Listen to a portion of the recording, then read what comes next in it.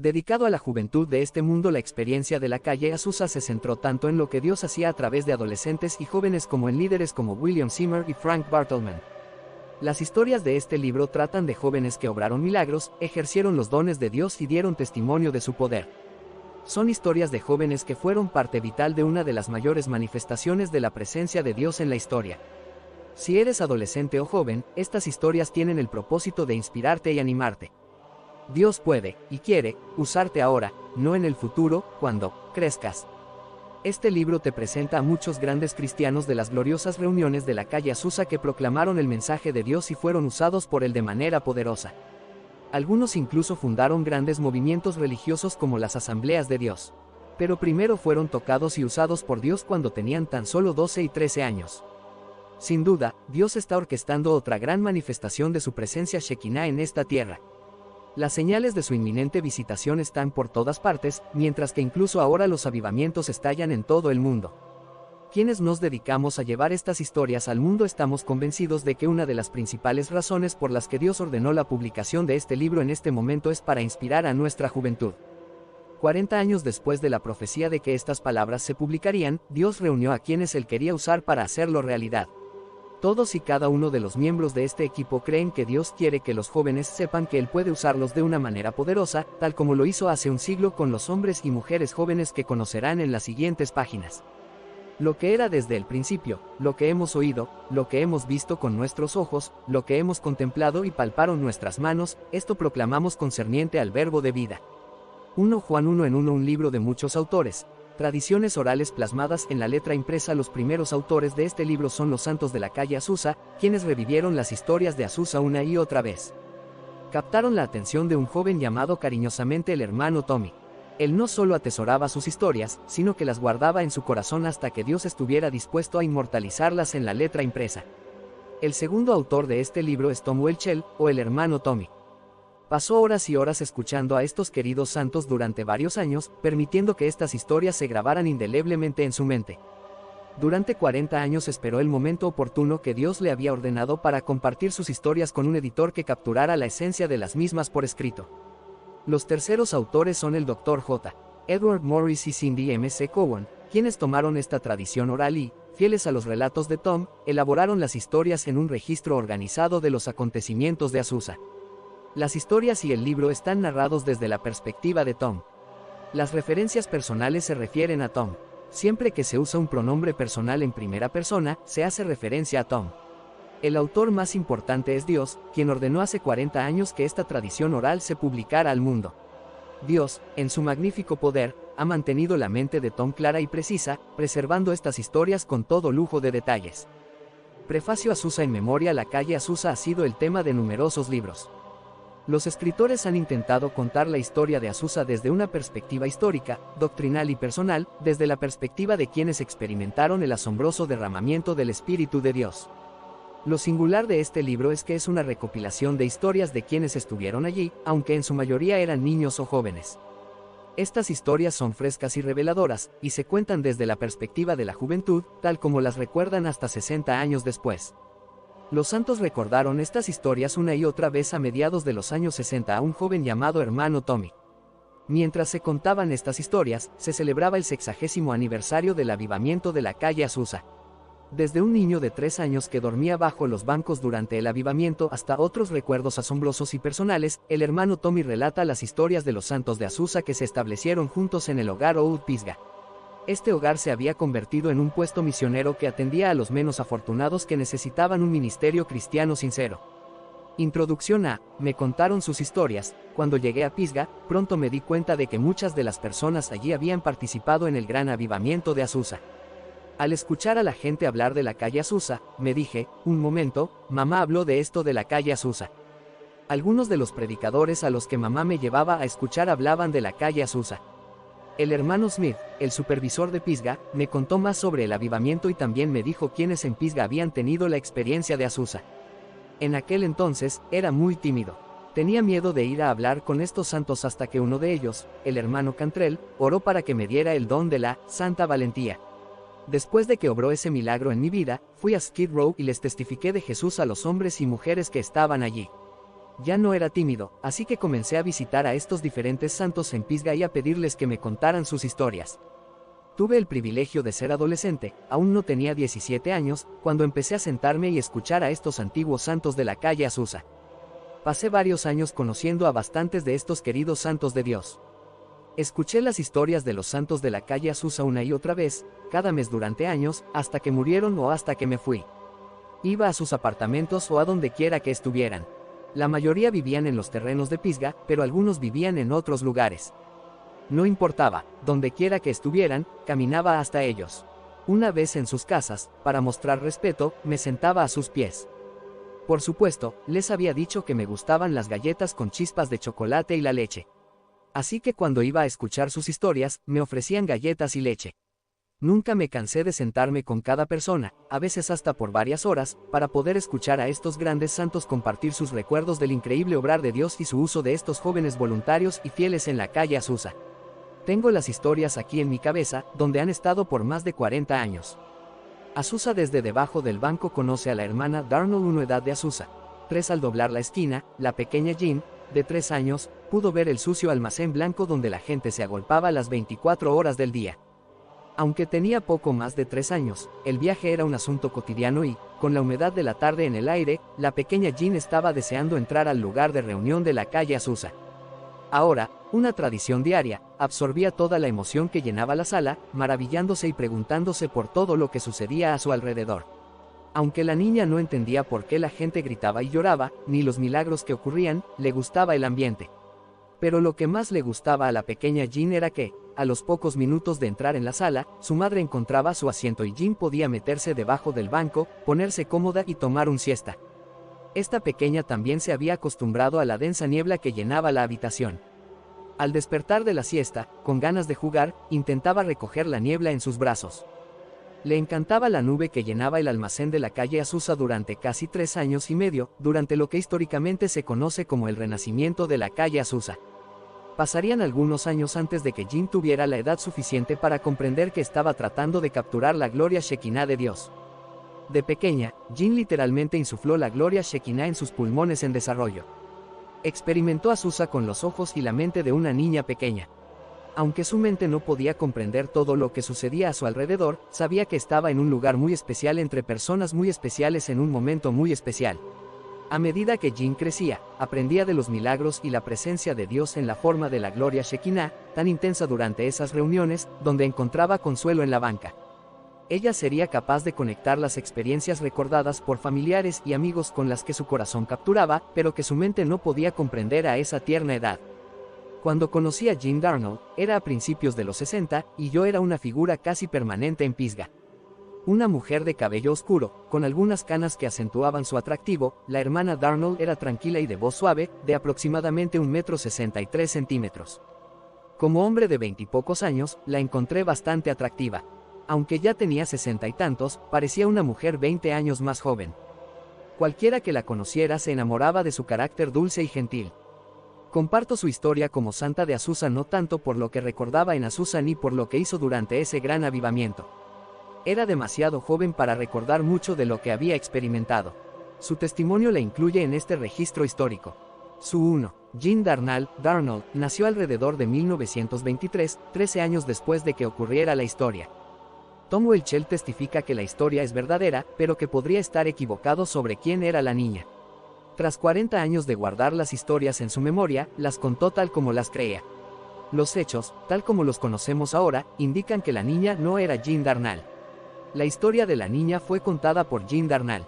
La historia podría haber sido sobre su madre o alguien cercano a ella, pero estamos seguros de que no era ella. Tommy no se equivocó al recordar lo que recordaba. Se equivocó inicialmente al asumir que la historia era sobre Jean. Ha creído que era cierto durante 40 años. Las historias dan fe de la gloria Shekinah y el impacto que tuvo en su vida.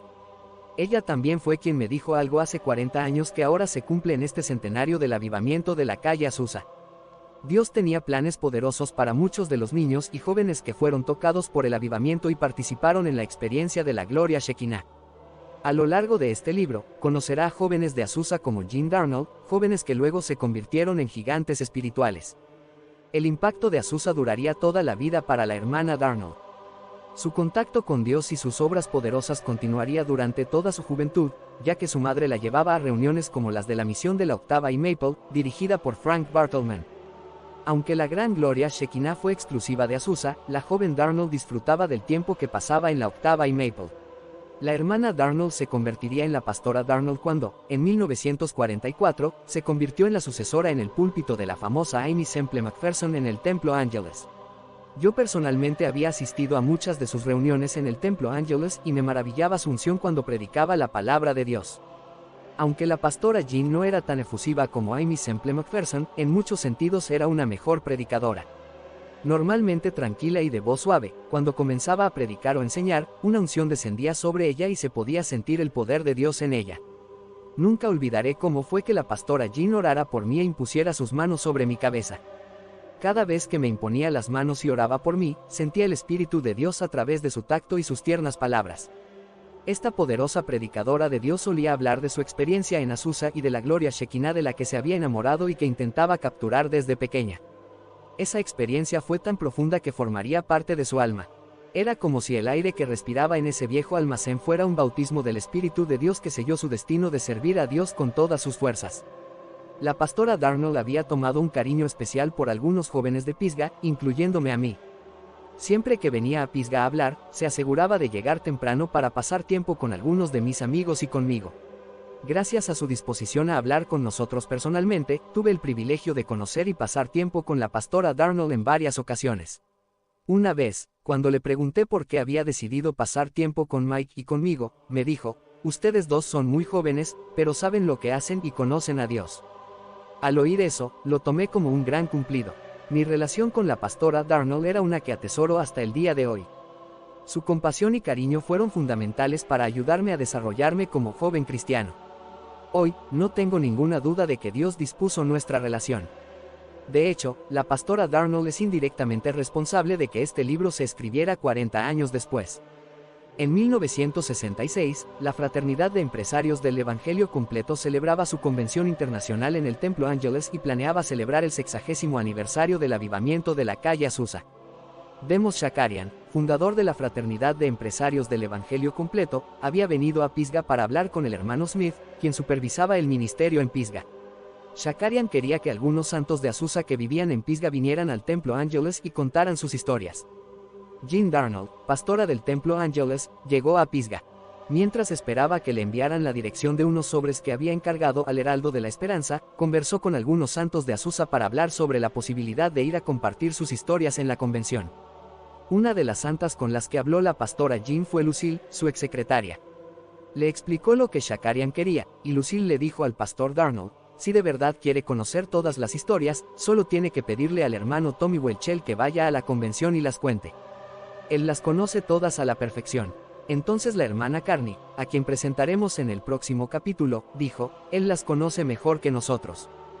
Jean Darnell dejó a estos santos y fue al Heraldo de la Esperanza donde yo trabajaba para recoger unos sobres que le estaba escribiendo. Mientras conducía, reflexionó sobre lo que le habían contado sobre mí y sobre mi conocimiento de las historias de Azusa, y durante un momento de oración, el Señor le habló sobre mi futuro. Salí a dejar los sobres con la dirección en su coche, y mientras ella bajaba para abrir el maletero, me llamó. Sus palabras fueron sencillas pero impactantes. Hermano Tommy, acérquese, tengo una palabra del Señor para usted. El Señor me está mostrando que todas estas historias que los santos de la calle Azusa le han estado contando, y que usted ha estado aprendiendo y memorizando, algún día se plasmarán en un libro. Le agradecí la palabra de Dios, pero nunca intenté hacerlo realidad. Les conté a algunos santos y al hermano Smith sobre la palabra de Dios de la pastora Darnell, pero aparte de eso, simplemente guardé sus palabras en mi corazón. Quiero aclarar que no busqué personalmente a nadie para que escribiera estas historias. De hecho, me sorprendió cuando mis pastores sugirieron que registráramos estos relatos.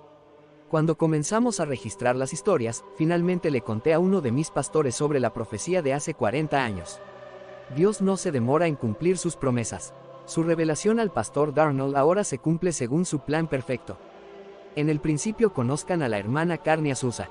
Edad: 17. Los policías fueron educados, pero firmes. O lo cierran o alquilan un lugar como una iglesia o auditorio. Han crecido demasiado para seguir reuniéndose en esta casa. Esta reunión de avivamiento comenzó como una pequeña reunión dirigida por William Seymour en una casa en la calle Bonnie Brae. Ahora se extendía al patio delantero, a los jardines de los vecinos y a la calle, mientras el hermano Seymour predicaba desde el porche de esta pequeña casa en el área de Los Ángeles. Seymour había recibido varias advertencias y se dio cuenta de que necesitaba un lugar de reunión mucho más grande. El poder de Dios era evidente a medida que la multitud crecía cada día. Había estado buscando un lugar para reunirse y encontró un almacén abandonado que en su día fue una iglesia metodista.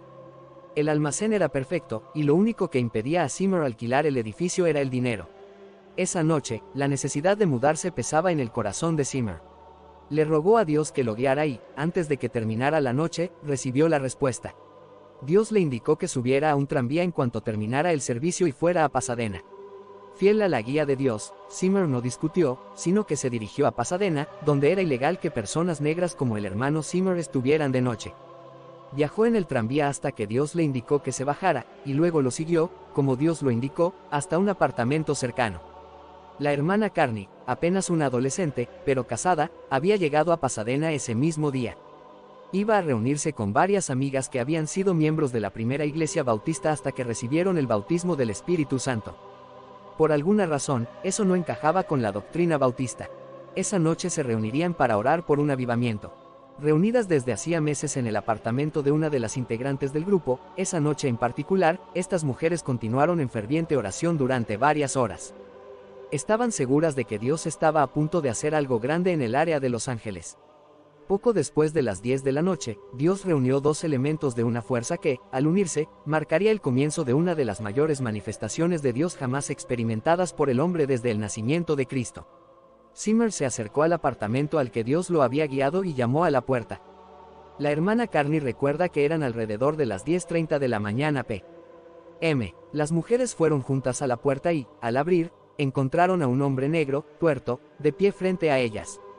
Para muchas personas de aquella época y de aquella zona, que un hombre negro se presentara en su puerta a altas horas de la noche habría sido una señal para cerrar la puerta de golpe y llamar a la policía. Pero esa noche, Dios estaba al mando.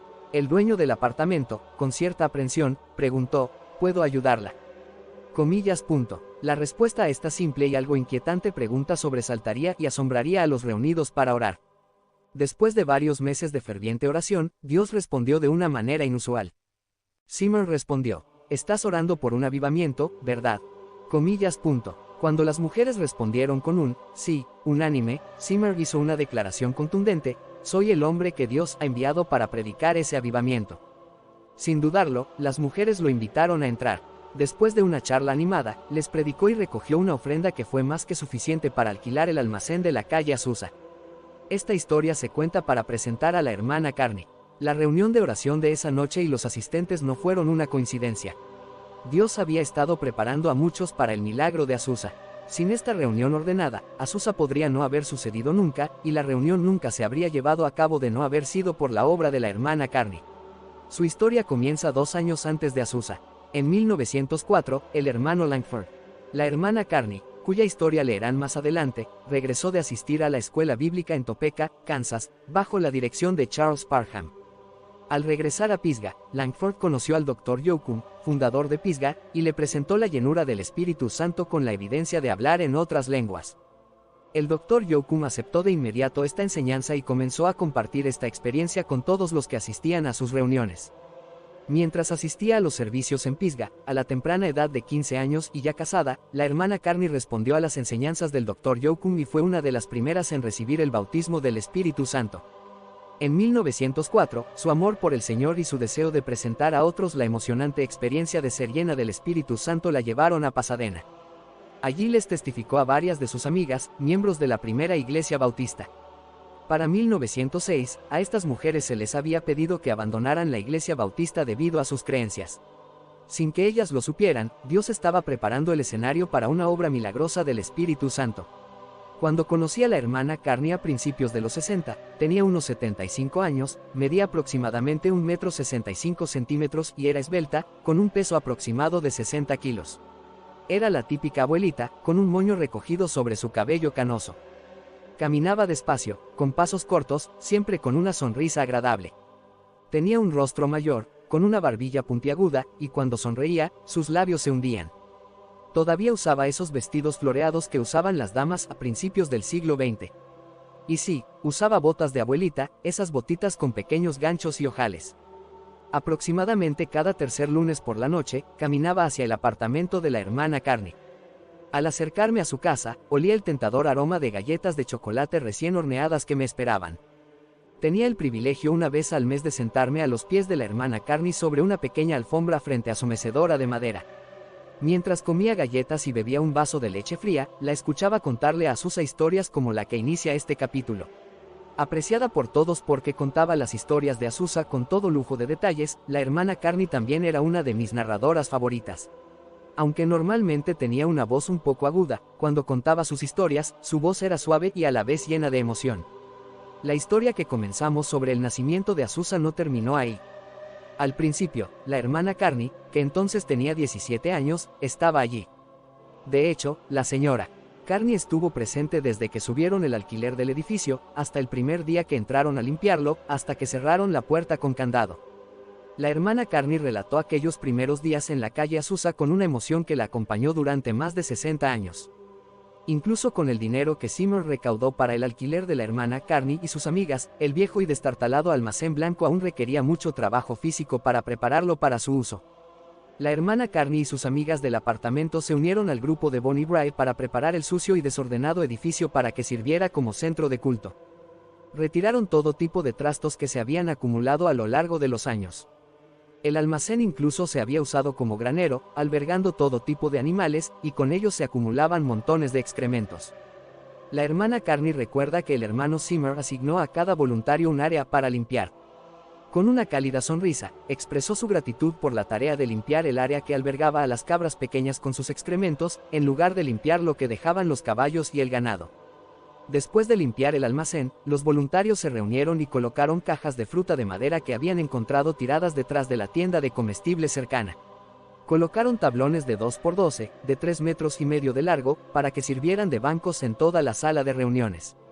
Con escasos fondos y su ingenio, estos voluntarios trabajaron codo con codo hasta que el lugar de reunión estuvo listo para ser usado como Dios quisiera, agradecidos de que Dios les hubiera proporcionado un lugar lo suficientemente grande como para albergar los servicios anticipados. Durante una de esas reuniones de lunes por la noche, le pregunté a la hermana Carney, ¿qué milagro recuerdas que te haya sucedido? Comillas.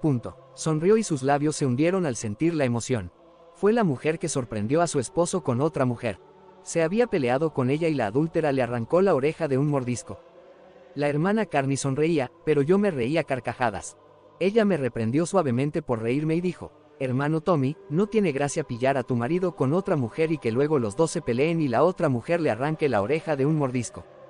Esta es la historia, tal como la recuerdo. Cuando la esposa entró en la sala de reuniones, llevaba una venda ensangrentada a un lado de la cabeza. La hermana Carney notó que parecía tener un dolor tremendo y se acercó a atenderla. Mientras esperaba a que Seymour bajara y comenzara la reunión, la hermana Carney le preguntó qué había pasado, y la señora le contó la pelea. Le dijo que no tenía la oreja, y la hermana Carney se acercó y, como si le hubiera quitado la venda, vio la herida que parecía un trozo de carne cruda y ensangrentada. Sin dudarlo, comenzó a orar por la mujer. Después de orar, la mujer dijo que el dolor había desaparecido, así que la hermana Carney volvió a mirar su herida y, para su asombro, vio que, ante sus propios ojos, le comenzaba a crecer una nueva oreja. La hermana Carney se quedó allí sentada con la boca abierta y simplemente exclamó, Dios mío. Comillas. Este no era el primer milagro que la hermana Carney presenciaba, pero sí el primero que presenciaba gracias a la obra de Dios a través de sus propias oraciones. Mientras me contaba esta historia, la recordaba como si el milagro hubiera ocurrido la noche anterior. Le pregunté a la hermana Carney sobre otros milagros que había presenciado o en los que había participado. Con una sonrisa y un brillo en los ojos, habló de las poderosas obras de Dios. Según la hermana Carney, había mucha gente allí en sillas de ruedas y catres traídos de los hospitales de la zona. A menudo, antes de que Seymour bajara las escaleras o incluso cuando estaba sentado con la caja en la cabeza, la hermana Carney y otras personas se acercaban a los enfermos y lisiados y oraban por ellos, y estos recibían sanidad. Ella y las demás se acercaban a los que estaban en sillas de ruedas, les subían los reposapiés, oraban por ellos y luego los veían alejarse, empujando sus sillas de ruedas vacías. Una de estas curaciones en silla de ruedas le quedó grabada a la hermana Carney de una manera especial. Un hombre tenía aparatos ortopédicos pesados en las piernas y no había caminado en años. Ella recuerda que la silla de ruedas en la que estaba tenía ruedas de madera. Ella oró por él y sanó milagrosamente. Se llamaba hermano Aubrey y era pastor de una gran iglesia en Los Ángeles. De hecho, pude conocerlo porque solía venir a Pisgah a ver a su querida hermana Carney, pues ella fue quien oró por él cuando sanó en Azusa. Durante una visita a Pisgah en los años 60, el hermano Aubrey compartió su versión del milagro de la sanación. La hermana Carney no le dirigió la palabra. Ella simplemente se acercó, levantó los reposapiés, le puso un pie, luego tomó el otro pie, lo levantó. Recuerden que sus piernas tenían aparatos ortopédicos muy pesados, y lo bajó. Luego, le dijo que se levantara y caminara, pero Aubrey le dijo que no podía caminar debido a los aparatos ortopédicos pesados. La hermana Carney respondió pidiendo a quienes lo acompañaban que le quitaran los aparatos ortopédicos para que pudiera caminar. Lo hicieron, y él también. Se levantó y caminó. Me asombró la historia y le pregunté a la hermana Carney cuántos milagros había realizado Dios personalmente mediante su ayuda. Me dijo que Dios la bendijo al usarla 2 o 3 veces al día durante los 3 o 4 días que asistía cada semana. Eso equivale a 6 u 8 milagros semanales durante más de 3 años y medio. La hermana Carney explicó que los milagros abundaban en Azusa. Personas con huesos torcidos eran restauradas. Se podía oír el crujido de los huesos y ver cómo les crecían brazos y piernas.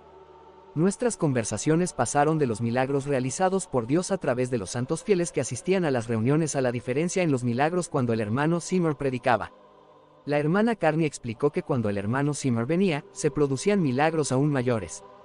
Zimmer nunca tuvo un patrón fijo, sino que bajaba y se ponía la caja sobre la cabeza y luego se la quitaba cuando Dios se lo indicaba, se levantaba y hacía lo que Dios le decía. A veces, iba a cierta sección de sillas de ruedas o a cierta sección de camillas. Las camillas eran para personas que habían sido trasladadas del hospital. Ella explicó que, para su asombro, Zimmer la señalaba y decía: todos en las camillas o sillas de ruedas, están sanos en el nombre de Jesús. Todos en las camillas Todos en las camillas o sillas de ruedas se levantaban y caminaban completamente curados de cualquier enfermedad que padecieran. Algunos de los milagros más grandes ocurrían cuando las llamas cubrían el edificio.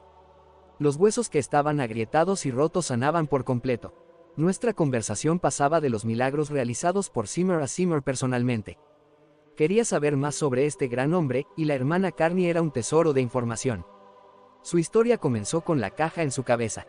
Cuando Zimmer llegaba a la reunión, se sentaba y se ponía una caja en la cabeza. Al principio, la hermana Carney se sobresaltaba. A veces se sentaba con la caja sobre la cabeza durante 10 minutos y a veces 1 hora o más. Aunque la práctica parecía ridícula, la hermana Carney se dio cuenta de que estaba obedeciendo a Dios, por muy tonta o ridícula que pareciera. Ese aparente acto de humilde obediencia resultó en un gran poder cuando retiró la caja. Esta caja y su acto de humildad fueron cruciales para el poder que Dios manifestó a través del hermano Zimmer. Cuando el hermano Smith le preguntó a la hermana Carney qué causó que los milagros y Azusa se detuvieran, ella respondió: se detuvieron cuando el hermano Zimmer dejó de ponerse esa caja en la cabeza. Cuando dejó de bajar y ponérsela, empezó a morir. Zimmer y la hermana Carney se hicieron amigos y, después de que Zimmer se casara, la hermana Carney solía cenar con ellos. Incluso en un ambiente social, sentía la unción sobre Zimmer.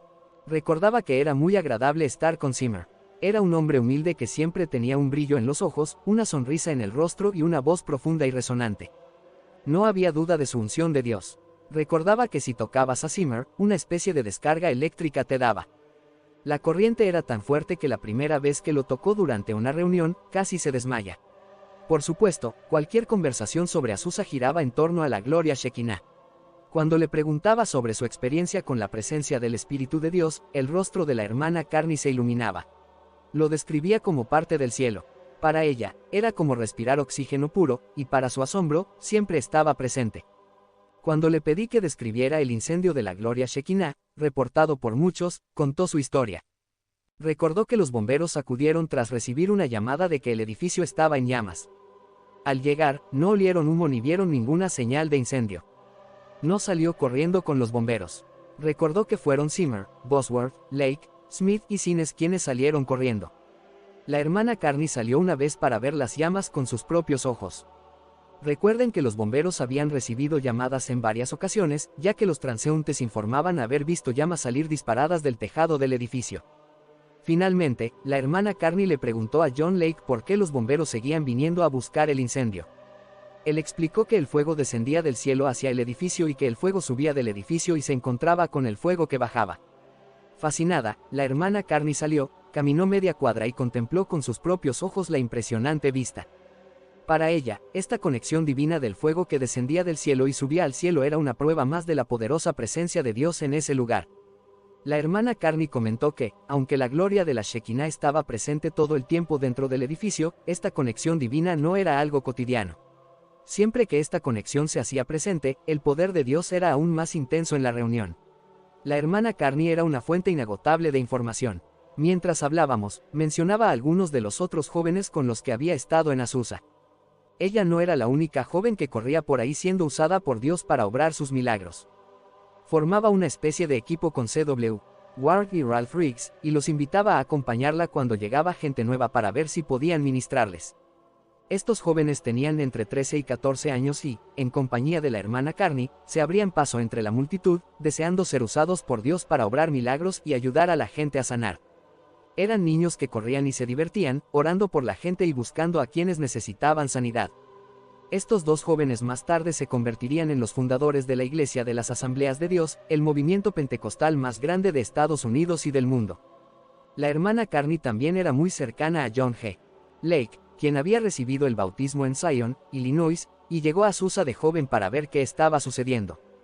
Más tarde se convirtió en un gran misionero y fue usado poderosamente en Sudáfrica. También relata su amistad con el hermano Fox mientras él estuvo en Azusa durante aproximadamente 1 año y medio, cuando tenía alrededor de 18 años. El hermano Fox más tarde se convirtió en misionero en la India. De hecho, Fox regresó a Estados Unidos y a Pisgah alrededor de 1963. Se había jubilado del campo misionero y se estableció en Pisgah, donde se renovó la amistad con la hermana Carney y otros santos de Azusa. La hermana Carney es lo que yo llamaría un legado de Azusa. Ella valida las poderosas obras de Dios y la presencia de su gloria a través de los ojos de una joven de casi 20 años.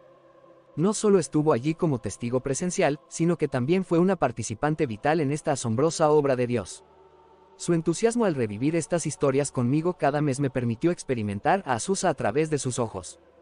Verdaderamente, como Juan el apóstol asterisco, compartió conmigo lo que había oído, tocado con sus manos, visto con sus propios ojos y experimentado en su corazón desde el principio.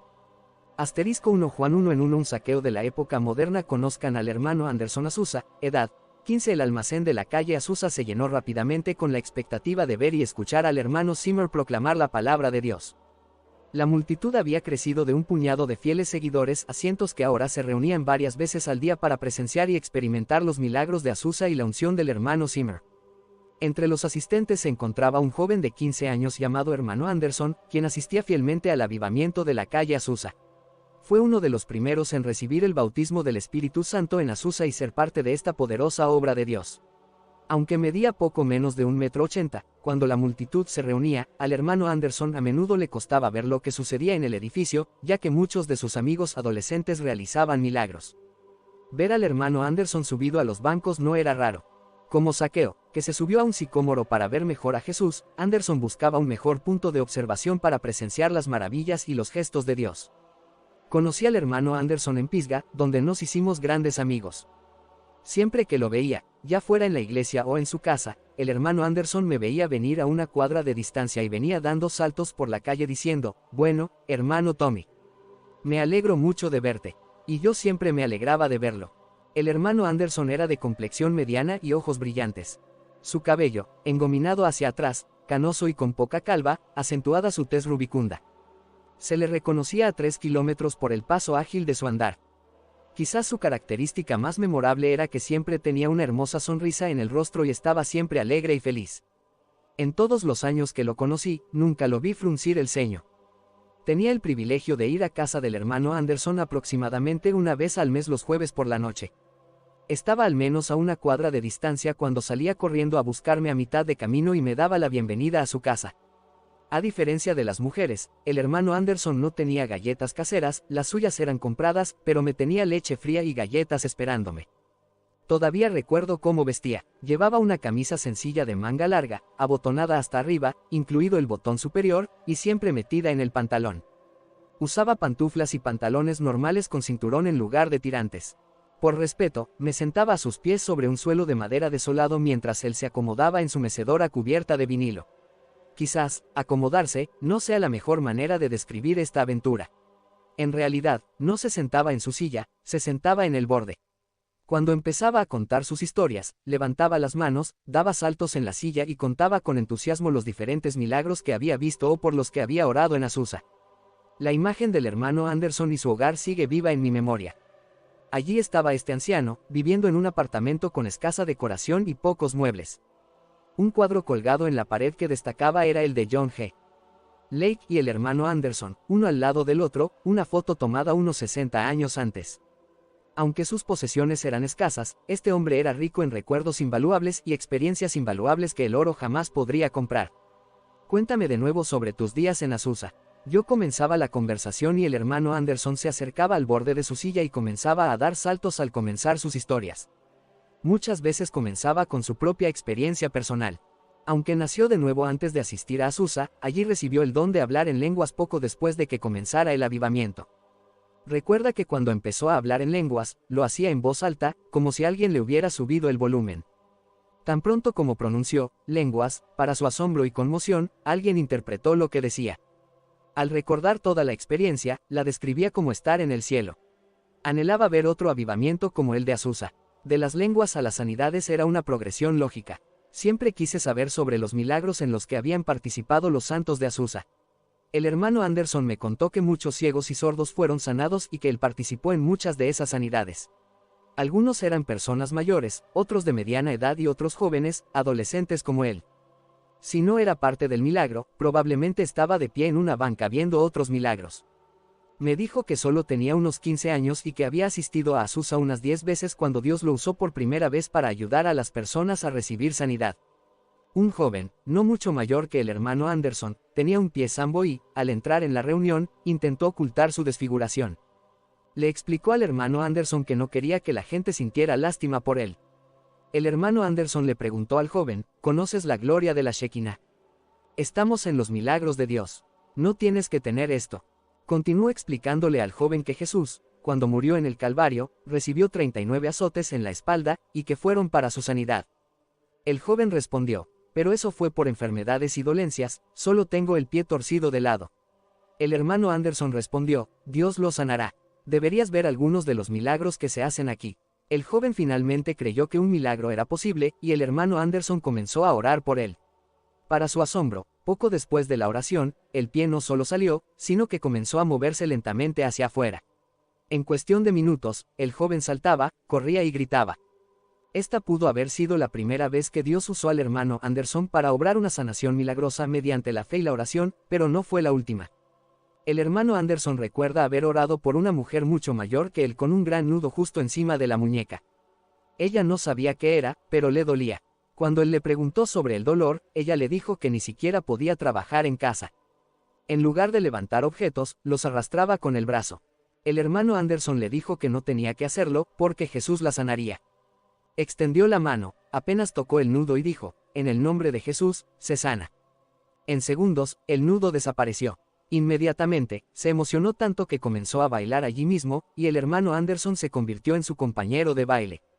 Me cautivaron sus historias. Le pregunté sobre la sanación o milagro más grande o inusual que había presenciado, y me contó uno que me dejó maravillado. Una mujer joven llamada Diane, quizás de entre 19 y 20 años, con 2 niños pequeños, entró a la reunión de avivamiento con la mano sosteniendo un gran tumor, aproximadamente del tamaño de la mitad de una pelota de baloncesto, en un lado de la cabeza. Tenía un aspecto lamentable. Antes de que pudiera siquiera sentarse, la gente, incluido el hermano Anderson, comenzó a rodearla. Anderson le dijo a la mujer que Dios iba a obrar un milagro en ella. Ella giró la cabeza y los ojos, pero no dijo ni una palabra. Vino a recibir un milagro, y lo único que pudo hacer fue asentir con la cabeza. A medida que la gente empezó a imponerle las manos, el tumor comenzó a disminuir. La mujer se quedó sin palabras, allí de pie, jadeando, y finalmente gritó, «Estoy sana». Comillas. Por la gracia de Dios, conocí a la hermana Diane mientras estaba en Pisgah en los años 60. No era obesa, pero tampoco era una mujer pequeña. Medía poco menos de 1,80 m, tenía un rostro ancho y un espíritu maravilloso. Le pregunté sobre su sanación, y esto fue lo que me contó. Había oído que ocurrían milagros en el almacén de la calle Azusa. Incluso vio las llamas subir y bajar. Así que pensó, ¿qué tengo que perder? Me estoy muriendo, y si voy allí y muero, ¿qué más da? Los médicos no pueden hacer nada. No pueden operar porque es demasiado grande para extirparlo. Así que, dice, me arrastré hasta Azusa, sosteniendo mi crecimiento en las manos. Un poco avergonzada, entró a la reunión y, poco después, ocurrió el milagro. Recordó al hermano Anderson en medio del milagro y se enamoró perdidamente de él.